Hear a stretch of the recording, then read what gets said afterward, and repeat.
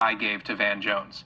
What is it that appealed to you about Donald Trump? And his number one answer was that Trump's an asshole. Yes. And it's an authenticity, I think, about it. And part of it, I think a lot of people who are center-right felt for years like the left collectively bullied us into submission. And we nominated nice, honorable people for President of the United States who would then lose elections. And the left would just run roughshod over everything. And at some point, the right decided we're going to hire our own bully. Yes. And that's what they did. And you can hate it, and a lot of people do, but I think that guy cut to the core because Trump hired no one to give him all these focus groups to be authentic. That's what politicians do.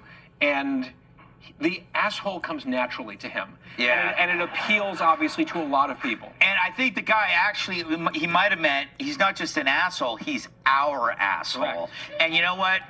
Everybody likes their own asshole.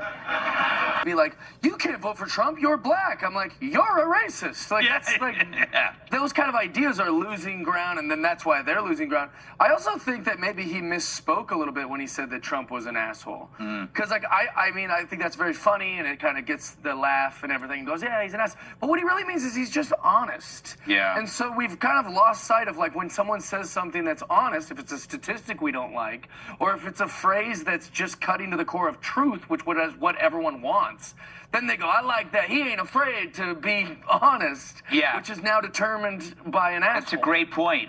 That is a great point. It used to be that person who's the real asshole. That's because they won't tell you when you're screwing up, Kennedy, like you do to me all the time. Republican.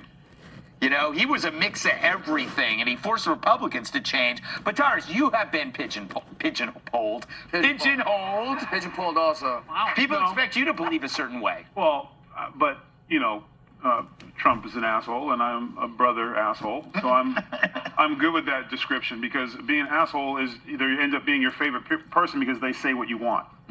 They're thinking what you're thinking. It's just that you're, for whatever reason, scared to say what's on your mind. It's like everyone sits around, and, you know, I'll be at a birthday party, and somebody will brag about how bright their kid is, and I'll be the one to be like, I don't know, he's eating paint chips over there. You might want to, you know? Like, sometimes it's the best thing just to tell it like it is. And the problem with activists and what the Democratic Party has become is the truth is the last thing they want. And they only work for, in wrestling we have this term called audience of one.